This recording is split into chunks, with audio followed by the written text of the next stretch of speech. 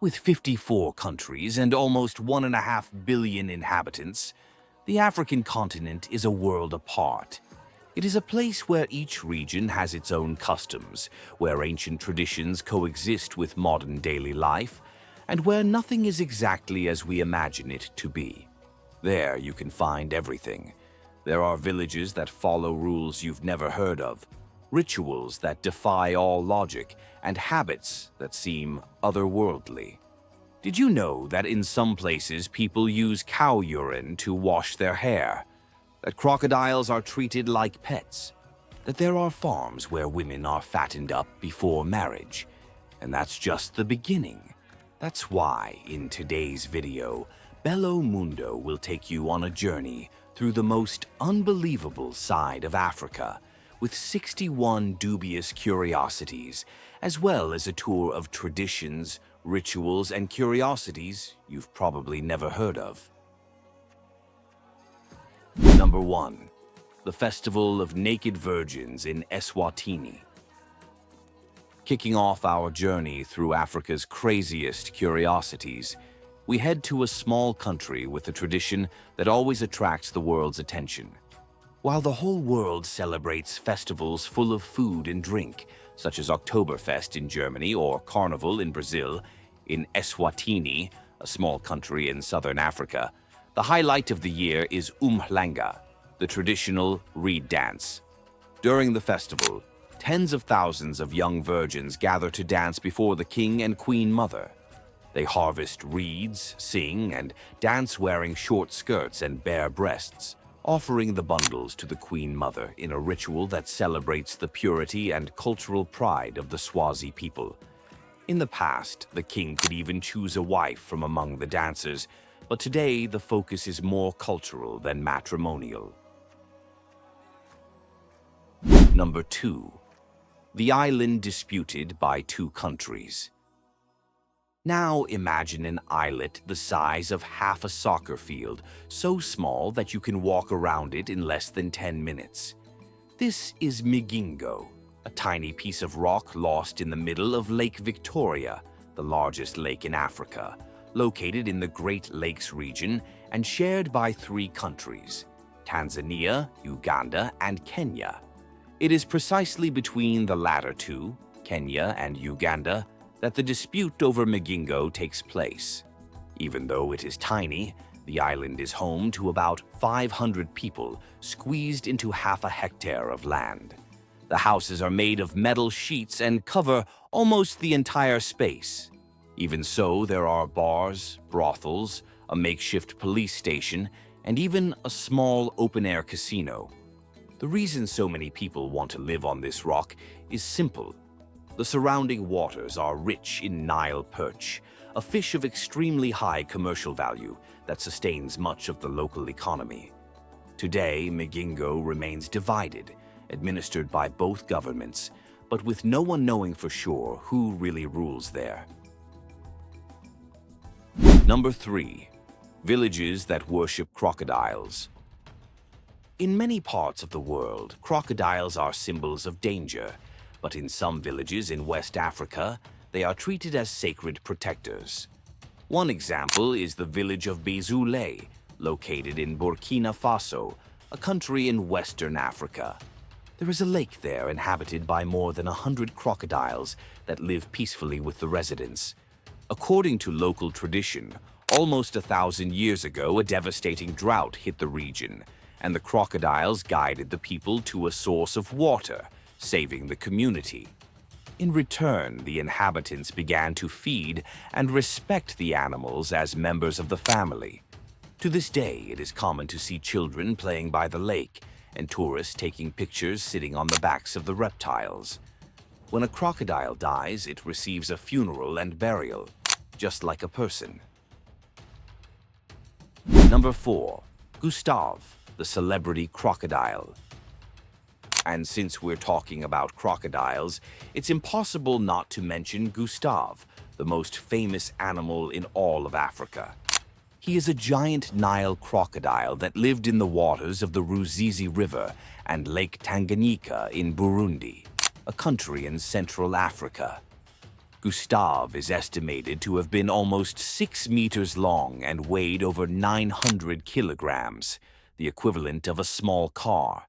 Since the 80s, residents have reported attacks on fishermen and villagers on the shores of the lake, and many believe he was responsible for more than 300 deaths.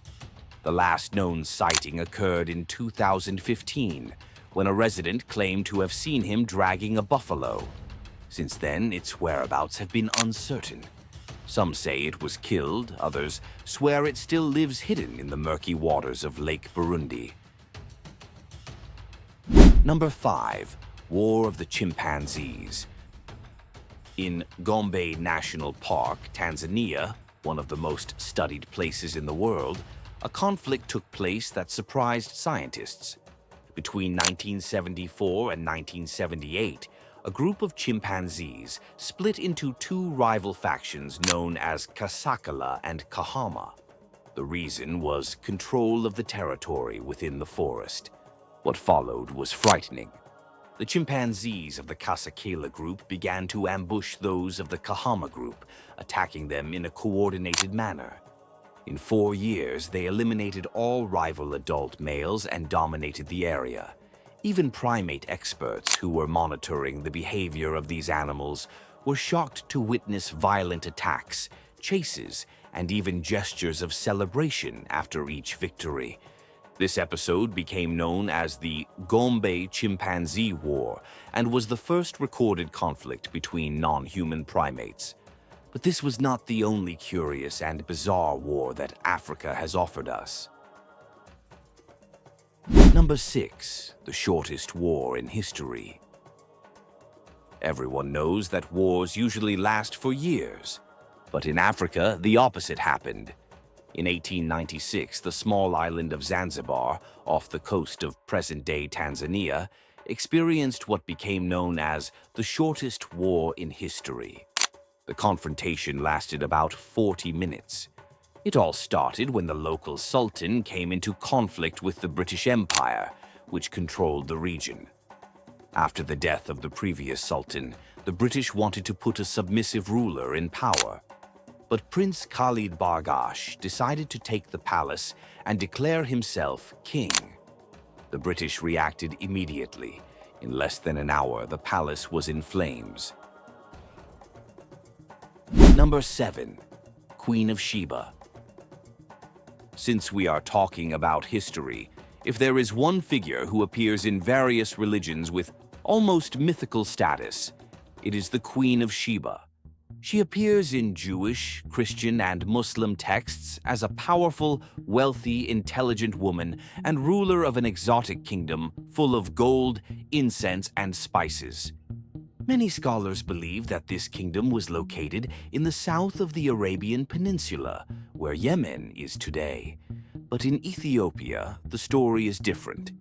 According to Ethiopian tradition, recorded in the sacred book called Kebra Nagast, the Queen of Sheba was African, and her name was Makeda. She is said to have traveled to Jerusalem to visit King Solomon, bringing gifts and seeking wisdom. The meeting, which is said to have taken place around the 10th century BC, was not just a diplomatic affair. From this visit, a son named Menelik I was born, and that is where the story takes on even greater significance. According to legend, Menelik returned to Ethiopia, taking with him the most sacred relic of the Hebrew people, the Ark of the Covenant. Number 8. Ark of the Covenant. If there is a place on the planet where the sacred and the mysterious go hand in hand, that place is Aksum in northern Ethiopia. According to the Ethiopian Orthodox Church, this is where the true Ark of the Covenant is kept, the biblical object that contained the tablets of the 10 Commandments given to Moses. The Ark is said to be inside the Church of Our Lady Mary of Zion, and no one is allowed to see it. Not priests, not tourists, only one monk is chosen to be its guardian. And even without concrete evidence, this belief is held with unshakable faith. Number 9. The oldest baby in the world. Still on Ethiopian soil, we leave the sacred and dive into the origin of humanity itself. Because, in addition to being the land of the Queen of Sheba and the Ark of the Covenant, Ethiopia was also the cradle of humankind. It was there that Lucy, the oldest baby in the world, was found. The fossil, over 3 million years old, was discovered in the Dikika region and belongs to a little girl about 3 years old who died and ended up being buried, which helped preserve the body. And because it is almost complete, baby Lucy has become one of the most important discoveries in modern paleoanthropology. Number 10. The twin capital of the world. In the small town of Igbo Ora, located in southwestern Nigeria, walking through a school or market can give the impression that everything is duplicated. And it's not your imagination. Igbo Ora proudly holds the title of twin capital of the world. The town has an impressive rate of twin births, with about 50 pairs of twins for every 1,000 births. This is almost 4 times the global average. Scientists are investigating genetic and dietary causes, but so far the reason remains a mystery. Number 11. The Ibeji dolls. And since we are talking about twins, it is worth learning about a spiritual tradition that shows how sacred this theme is in parts of West Africa. Among the Yoruba people we just mentioned, who live mainly in Nigeria, and the Fon people of Benin, the birth of twins is considered a blessing from the Orishas, the gods of the traditional religion. They represent prosperity and joy for the family. But when one of the two dies, the bond between them remains alive through a ritual. The family seeks out the priest, who guides the creation of a wooden doll called Ibeji, a word that means sacred twins. The doll is treated as the deceased brother himself.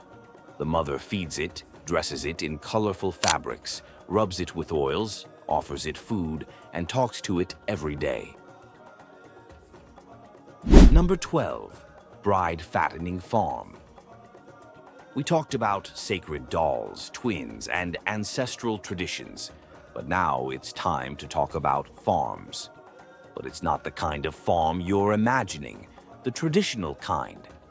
In Mauritania, a desert country in northwestern Africa, there is a tradition that shocks outsiders. Le Bleu. Instead of cattle or crops, what is cultivated there is a standard of beauty, one that goes completely against the rest of the world. From a very young age, girls aged 5 or 6 are taken to veritable fattening farms, where they spend days being forced to eat absurd amounts of food. The goal is to make them gain weight as quickly as possible, often reaching over 170 pounds before adolescence. Some days they consume 20 liters of camel milk and 2 kilos of corn with butter. If they vomit, they are forced to swallow it all again. Behind all this is the belief that the fatter the bride, the richer and more respected her husband is. Number 13. Dance with Bodies. Madagascar, the large island located in southeastern Africa, became famous worldwide because of the animated penguins and the character King Julian dancing to the song I Like to Move It. But off-screen, the country has a real tradition that surprises any visitor. Among the Malagasy, the name given to the native people of Madagascar, there is a ritual called Famadihana, which means turning the bones. Every 5 years, or sometimes at intervals of up to 7 years, some families open the graves of their ancestors to celebrate with them. That's right. They dig up the bodies or bones of their loved ones, wrap them in new perfumed fabrics, write the person's name on them, and dance with the dead on their shoulders to lively music. Then the ancestors are placed back in the grave until the next ritual. Number 14. Beauty contest and disposable husbands. Now we arrive in Central Africa, where one of the most curious and unusual rituals in the world takes place. It is the Garawal festival, celebrated by the Wodabe people, a nomadic group that lives between Chad, Niger, and Cameroon. During the year, the Wodabe spend months apart, driving their cattle through arid regions in search of pasture. But when September arrives and the rains end, they reunite, and the celebration lasts 7 days and 7 nights. The highlight of the festival is a dance called yake. Contrary to what happens in most parts of the world, it is the men who adorn themselves to attract attention. They spend hours applying makeup and styling their hair. Their lips are painted black and their teeth must shine. The whiter, the better. While they dance, the women watch in silence and decide who attracts them most. And there are no restrictions. Married women also participate. If one of them touches a dancer's shoulder, it's done. They can spend the night together or perhaps start a new relationship. Number 15. Public circumcision. Circumcision is an ancient practice that exists in various cultures. Peoples such as the Jews have performed the ritual for thousands of years, usually on babies and with medical supervision. But in parts of East Africa, such as Uganda, Kenya, and Tanzania, the same act has a very different meaning. Among the Bagisu, an ethnic group living mainly in eastern Uganda, there is the Imbalu ritual, which marks the passage of boys into adulthood. Here, the cutting takes place in public, without anesthesia, and in front of the entire community. Days before the ceremony, the young men participate in dances and parades that announce the moment of courage that is to come. On the big day, the boy must remain still, without showing pain. If he falters, he brings shame to the whole family. When the ritual is over, the village celebrates with a party. There is music, dancing, and celebration, because that boy is now considered a real man. Number 16. The 13-month calendar. While much of the world organizes itself with 12 months in the calendar, in Ethiopia everything works differently. They follow their own calendar, which has 13 months and is 7 to 8 years behind the Western calendar. This is because the country maintains the ancient calculation of the date of Jesus' birth, which differs from the Gregorian calendar used in the rest of the world. In practice, while the world celebrated the year 2025, in Ethiopia it was still 2018. There, the year has 12 months of 30 days and a 13th month called Pagume, which lasts 5 days or 6 in leap years. Number 17. Zambia's crazy space program. In the 60s, while the United States and the Soviet Union were competing to see who would reach the moon first, a man in Africa decided that his country would also have a space program. And in the craziest way possible. His name was Edward Makuka Onkoloso, a science teacher from Zambia who, in 1964, proclaimed himself director of the Zambian National Academy of Space Science. His plan? To launch 12 astronauts, a 17-year-old girl named Martha, and 2 cats to the moon, and then to Mars.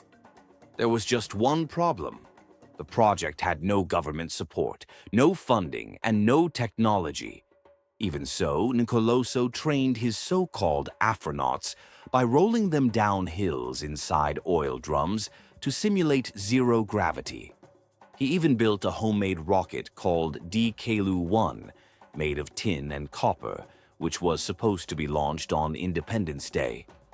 But of course, the launch never happened. Number 18. Lions that climb trees.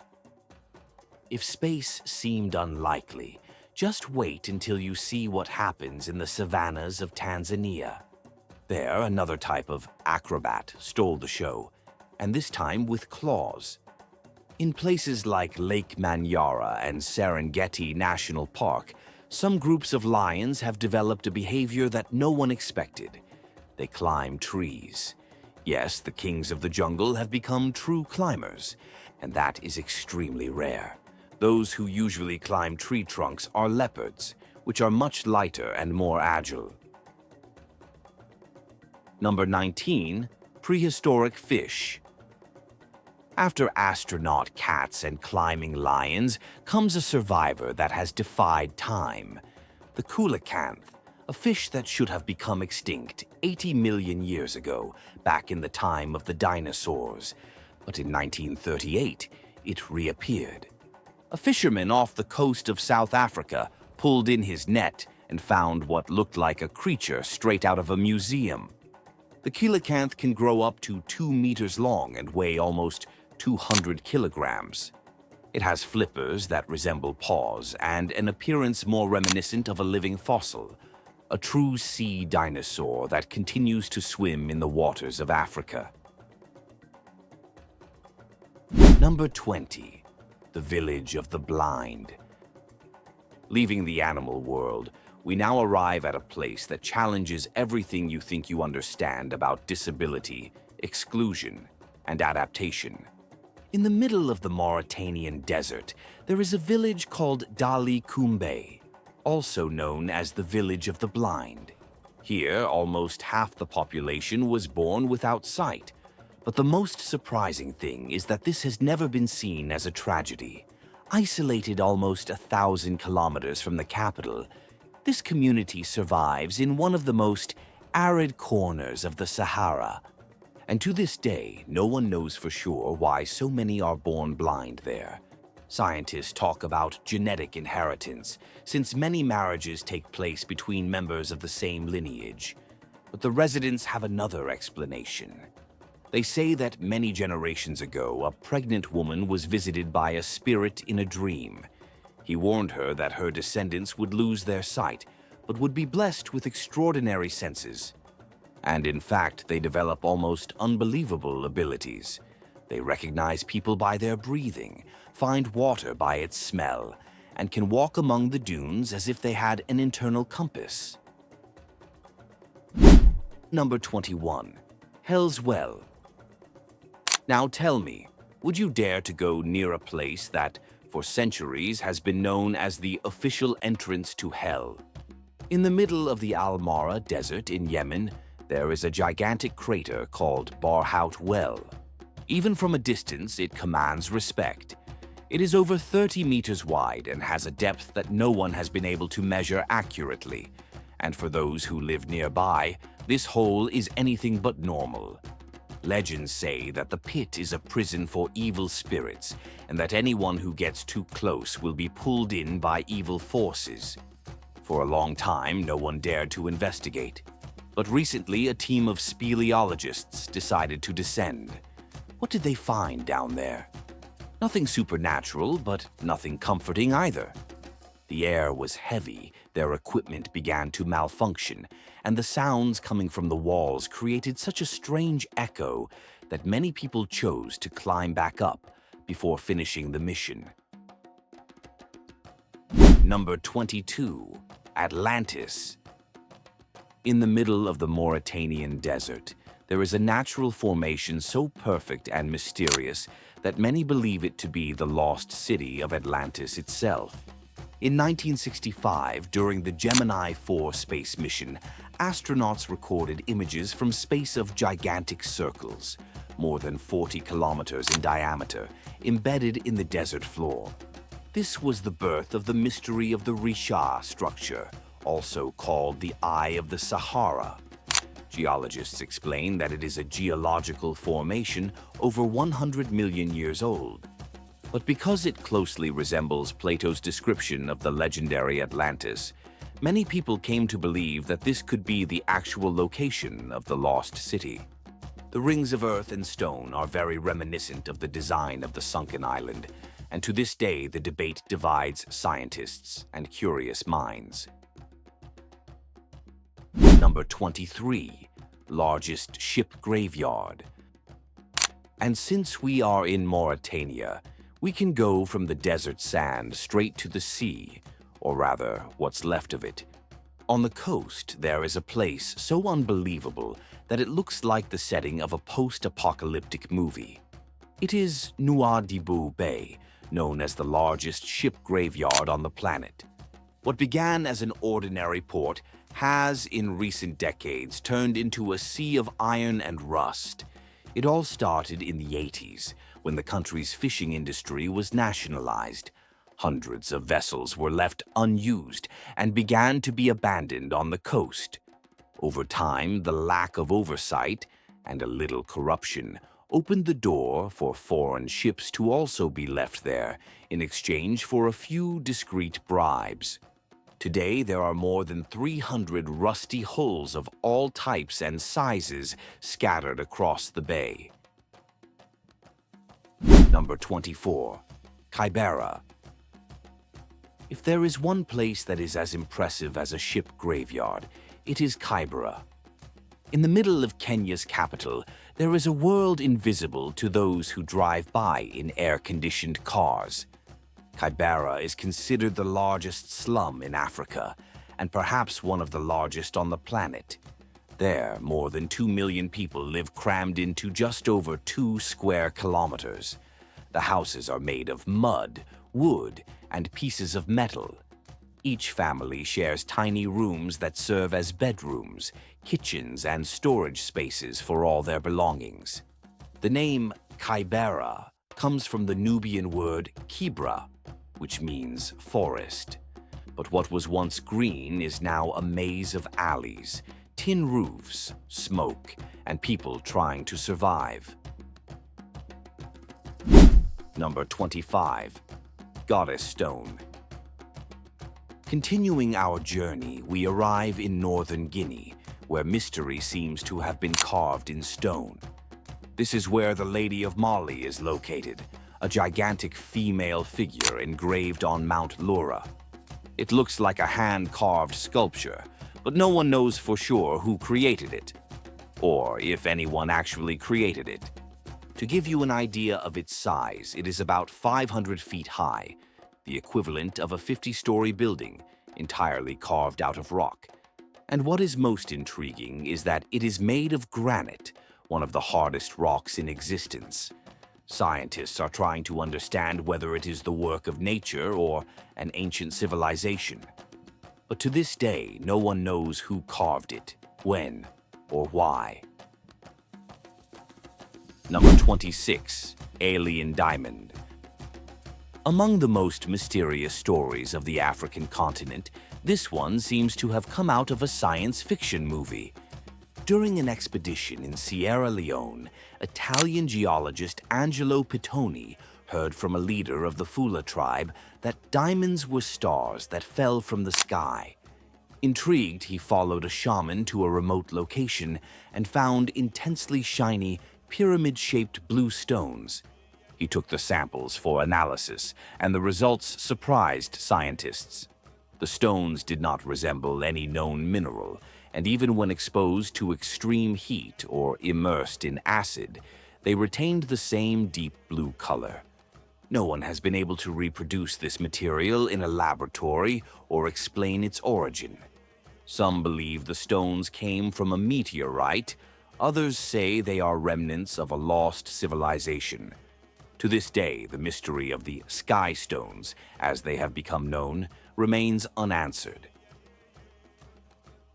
Number 27. The Coffins of Ghana. In the Accra region, funerals are moments of celebration and also of great creativity. It is there that the famous fantasy coffins, also called fantasy coffins, originated. Instead of traditional urns, the dead are buried inside sculptures in the shape of giant fish, airplanes, onions, cameras, soda bottles, or even high-heeled shoes. Each coffin is made to represent the profession or personality of the deceased. A fisherman may receive a fish-shaped coffin. A head of the family may be buried inside a rooster, a symbol of leadership, and a pilot inside an airplane. Some of these coffins are so well made that they don't even go to the grave. They end up in museums and exhibitions around the world. Number 28. Luxury funerals. Nigeria is one of the most diverse countries on the continent, with varied religions and cultures. Most of the population follows Christianity or Islam. And although the rituals are different, there is a common belief that the soul continues its journey to another plane. At Christian funerals, it is common to have a party, music, plenty of food, and colorful clothes. Muslims, on the other hand, usually bury the body as quickly as possible, always facing Mecca, respecting the precepts of Islam. But what really draws attention are the luxury funerals. Some families believe that the person should take with them the same comforts they had in life. Proof of this occurred in 2014, when the body of a businessman was buried inside a brand new Hummer, along with more than $10,000. In 2018, another Nigerian businessman buried his own father inside a brand new BMW car, valued at over $100,000. Number 29. The highest denomination banknote in the world. After so many funeral curiosities, it's time to learn about a country where money has become just a worthless piece of paper. Zimbabwe, in southern Africa, experienced one of the most chaotic moments in the world economy. In 2009, the government issued a 100 trillion Zimbabwean dollar bill. That's right, 100 trillion, with 14 zeros printed on a single colored piece of paper. But the most absurd thing is that it could barely buy a loaf of bread. It was the height of hyperinflation, when prices doubled overnight, and the government tried to solve the problem by printing more money. Soon, the currency collapsed. The country abandoned the Zimbabwean dollar and started using the US dollar. And that gigantic bill became a symbol of the collapse. Today, it is a relic. It is sold on websites, appears in museums, and even on record lists as the banknote with the highest face value ever issued on the planet. Number 30. A mysterious lightning bolt. From the economy that drove the world crazy, we now move on to one of the strangest and most frightening episodes ever recorded on the African continent. In 1998, in the interior of what is now the Democratic Republic of Congo, lightning struck an amateur soccer field in the village of Bena Chadi. In the blink of an eye, all 11 players on one of the teams died instantly. The most incredible thing is that no one on the opposing team suffered a single scratch. About 30 fans suffered minor burns, but all survived. In the region where beliefs in witchcraft are very strong, many believed that that day was the day black magic entered the field. Number 31. The uncontrollable laughter epidemic. They say laughter is the best medicine, but in Africa it was considered a disease. In 1962, in what was then Tanganyika, now Tanzania, a phenomenon called the laughter epidemic occurred. It all started at a girls' school in the village of Kashasha, when 3 students began to laugh and cry uncontrollably. Within minutes, the laughter spread like a virus. Soon, dozens of girls were laughing, crying, and fainting. Within months, 14 schools had to close, and about 1,000 people were affected. The laughing fits lasted for hours, sometimes entire days, accompanied by screaming, shaking, and panic. Doctors found no physical cause and ultimately attributed the episode to collective stress, the result of tensions in the country shortly after independence. Number 32. The thieves of genitals. Now, get ready for one of the most unbelievable cases ever recorded in West and Central Africa. From time to time, entire cities panic over the belief that sorcerers can steal male genitals with a simple touch. It sounds like a joke, but it's serious business. These outbreaks of hysteria have occurred in places such as Lagos, Nigeria, and Kinshasa, the capital of the Democratic Republic of Congo. In 2008, for example, there was a rumor that golden ring witches were making organs disappear inside shared taxis. Within a few days, 13 people were arrested on charges of witchcraft, and 14 alleged victims were also detained to prevent lynching. A total absurdity. Number 33. The outbreak of vampires. When it comes to collective fear, there is an even darker case coming from the south of the continent that cannot be left out of our journey. In 2017, in Malawi, a country in East Africa, entire villages panicked with the belief that vampires were on the loose at night. Rumors began to circulate that creatures were sucking people's blood while they slept. In a short time, the rumor spread throughout entire districts, and hysteria took hold of rural communities. Groups of residents began patrolling the streets with torches and improvised weapons. People were accused of being vampires and lynched in public. In a few months, at least 9 innocent people died in these attacks. The situation got so out of control that the country's president had to visit the affected villages, and even the United Nations withdrew its staff from the area. Number 34. Secret Society.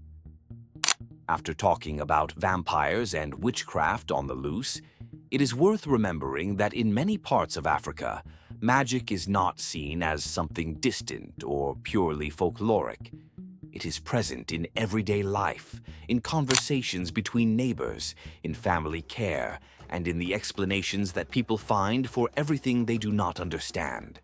When someone suddenly falls ill, gets rich too quickly, or suffers a strange misfortune, the whisper soon arises. It was Nyongo. The so-called Nyongo Society is one of the most feared and ancient beliefs in countries such as Cameroon, Guinea-Bissau, and Nigeria. According to oral tradition, these members are capable of using the Ekongi, spirits of the dead, as workers from the afterlife, invisibly accumulating wealth.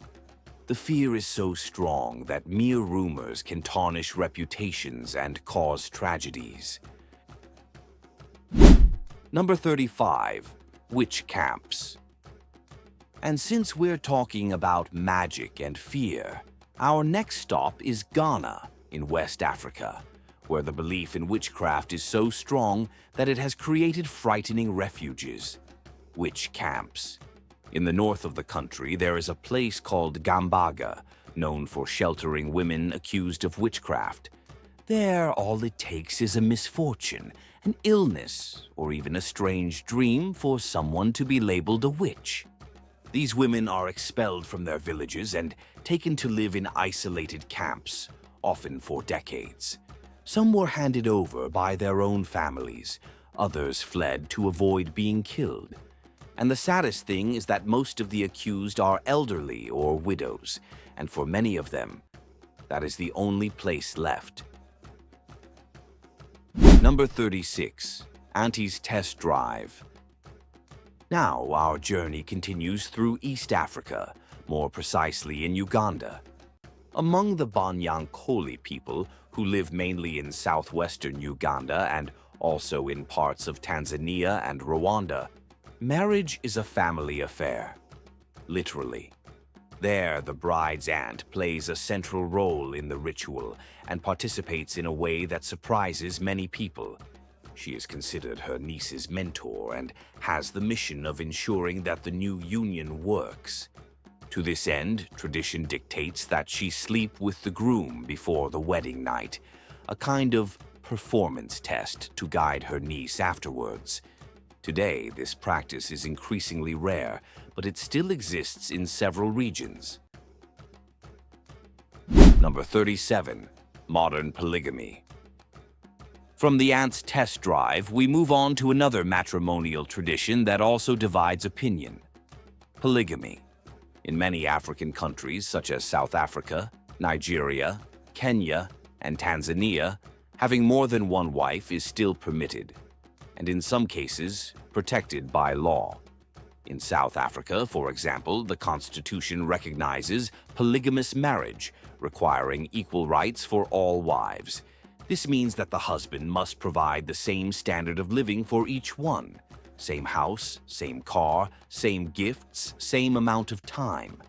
To give you an idea, in some neighborhoods, the wives' houses are side by side to facilitate this family logistics. Number 38. Lobolo. Another custom related to marriage is the ancestral practice called lobolo. This involves the payment of a dowry to the bride's family, made in cash, clothing, wine, and traditionally, cattle. The origin lies in the idea of recognizing the value of women and thanking their parents for raising them. The dowry symbolizes respect, unity between families, and the blessing of ancestors. Over time, the custom has taken on new forms. In Mozambique, for example, they have even created an app that calculates the value of the dowry based on age, education, height, and appearance, something that divides opinions between respect for tradition and exaggerated modernization. Number 39. The Dinka and their sacred cattle. Leaving wedding ceremonies and dowries behind, we now arrive in South Sudan, a country in East Africa where cattle are more than just wealth. They are the soul of a people. Among the dozens of ethnic groups that live there, the Dinka stand out. They are tall, imposing, and known for living in harmony with their herds. For them, cattle are everything. They are currency, they are inheritance, they are spirituality. Each cow has a soul, and taking good care of an animal is a way of honoring one's ancestors. Cattle also define marriage. The dowry paid by the bride is always in cows, and the value depends on very specific symbols. Women wear a colorful beaded corset. The higher it is on the body, the more cows the bride is worth. Men wear the same adornment, but in a different sense. The size and brightness of the corset reveal how many cows the owner has. It is like a Dinka's bank statement. Male initiation also revolves around cattle. When a boy reaches puberty, he receives cuts on his forehead made with a blade, in absolute silence, and then sacrifices a bull. Number 40. Cattle feces and urine as cosmetics. And it is not only in the economy or religion that cattle dominate the lives of the Dinka. They are also present in beauty, hygiene, and even everyday aesthetics. Among the Dinka, caring for the body is a spiritual act, and cattle are their main ally in this. They use cow urine to wash their hair, believing that the liquid lightens the strands and helps repel insects. The smell may seem strong, but for them, it is a sign of purity and connection with animals. In addition, dry manure is burned to produce thick smoke, used as a natural repellent and also as a ritual perfume. This smoke covers the body and leaves a thin layer of soot, which is spread over the skin as a type of symbolic makeup. The resulting grayish tone represents strength, purity, and vitality. They also apply coconut oil to their skin and hair, both to moisturize and to highlight the shine of ritual scars. Number 41. Female ritual. After talking about the Dinka people, we now move to the southeast of the continent, where tradition focuses on the body and maturity. In several communities in Mozambique, as well as in parts of Zimbabwe, Malawi, and Zambia, there is an ancient ritual called Mathuna, focused on the transition of girls to adulthood. During the ritual, girls learn about hygiene, coexistence, respect, and body care, all treated as an essential part of female education. In some regions, the rite includes practices such as stretching the vaginal lips, seen as a sign of maturity and a symbol of pleasure in marriage. Number 42. Marriage to the widow. In many African cultures, there is an ancestral tradition known as levirate marriage, when a man marries his brother's widow. The goal is to maintain protection for the woman and her children, ensure the continuity of inheritance, and preserve the bond between families. Among the Dinka and Nuer of South Sudan, this practice is seen as a duty. Among the Maasai of Kenya and Tanzania, the new husband takes responsibility for the family without breaking the bonds of the clan. In South Africa, among the Zulus and Xhosas, similar versions still survive in rural areas. Even with variations, the logic is similar: to protect, provide stability, and keep the family's assets. From a Western perspective, levirate marriage may seem strange. But in communities where it still exists, it is simply a way of showing that no one is left behind, neither the wife, nor the children, nor the legacy of the deceased. Number 43. A village of only women. In rural Kenya, being born a woman means facing a life of challenges. From an early age, many girls grow up with few options and carry the weight of rigid traditions that dictate what they can and cannot do. But in the midst of this reality, a group of women decided to forge a new path. Thus arose Umoja, a village where men are not allowed and where women have found freedom and security. The village was founded in the 90s, when a group of women decided to break away from violence and establish a community of their own. The founder, a victim of abuse for defending other women, gathered allies and built a refuge. They started with a few mud huts. Today, Umoja is home to about 50 women and more than 200 children. Number 44. Smoke bath. Continuing our journey through the south of the continent, we arrive in Namibia, a country of endless deserts and red mountains. It is there, in the Kunene region, that one of Africa's most fascinating tribes lives, the Himba. They are easily recognized by their reddish skin and hair, covered with a mixture of fat and ochre. This paste, called otjidze, combines butter, ochre powder, and aromatic herbs. In addition to being a symbol of beauty, it serves as a natural sunscreen and repels insects. But what is most striking is the way they take care of themselves. Himba women do not use water to bathe. Instead, they take what is called a smoke bath. They place embers and aromatic herbs in a bowl, cover themselves with cloths, and let their bodies absorb the heat and scent. But that's not even the most surprising custom. Number 45. Wife lending. Among the Himba, offering hospitality is sacred and can go far beyond what a visitor might imagine. In some villages, there is an ancient custom called okujepisa omukazendu, which means something like lending your wife. When an important guest arrives, the host may offer the company of his own wife as a sign of respect, friendship, and trust. For them, this has nothing to do with infidelity. It is a symbolic gesture that strengthens the bonds between families and keeps an ancestral tradition alive. Number 46.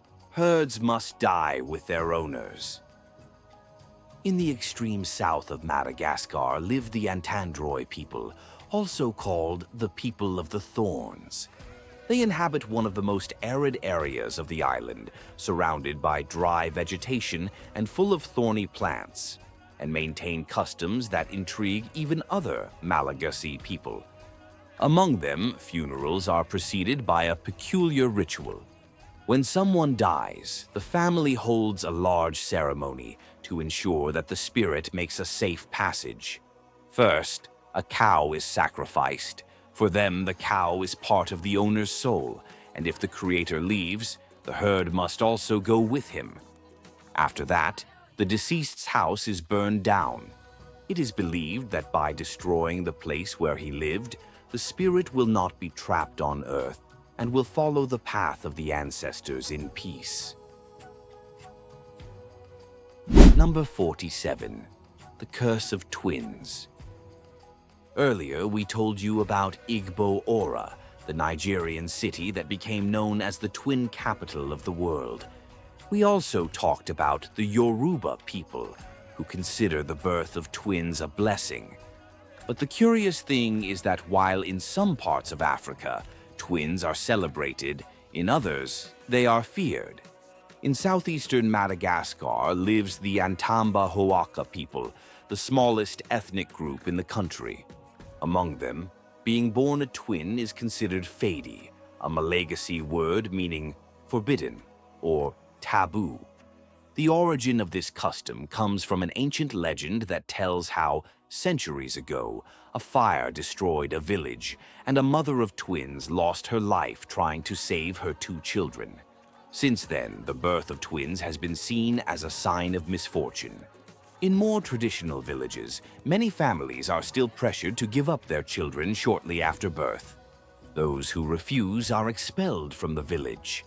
Today, there are shelters that take in these babies, many of whom are given up by their own mothers in desperation. Number 48. Market for divorced women.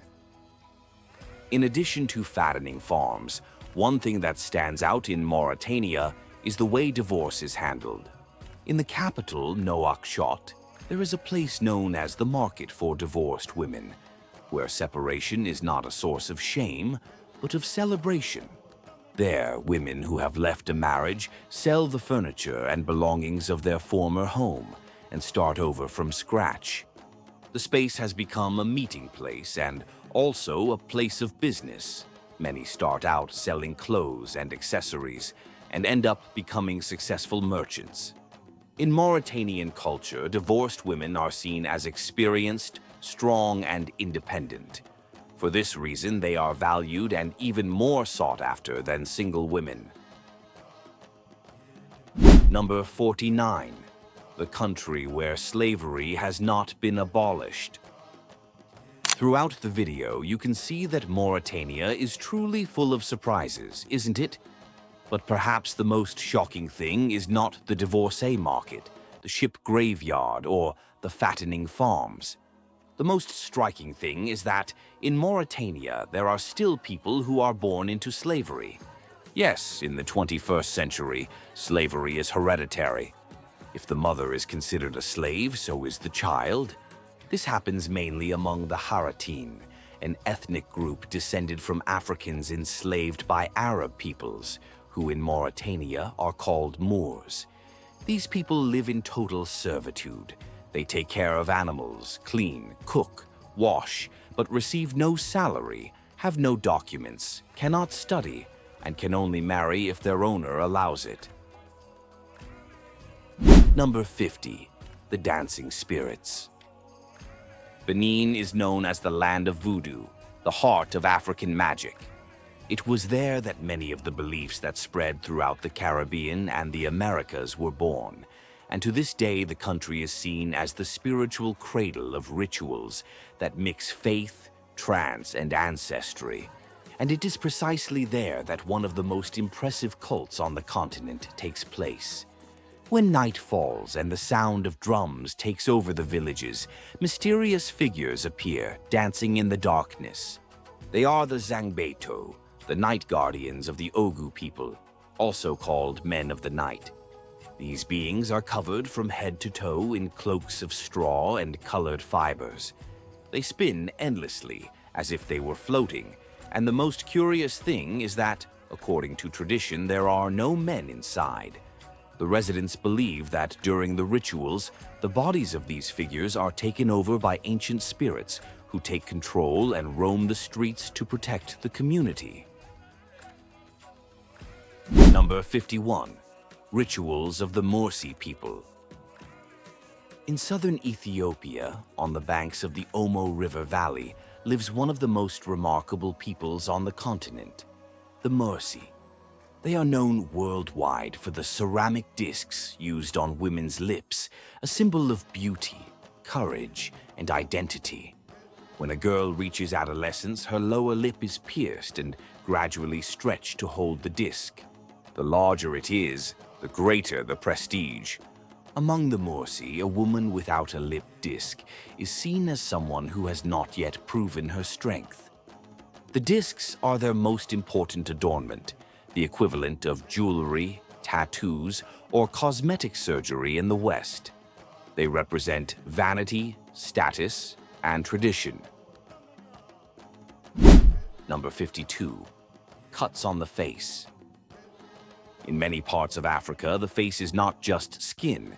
It is also identity, memory, and spirituality. In Nigeria, facial scars are a tradition among the Yoruba, Igbo, and Hausa peoples. They began as a means of survival in times of war.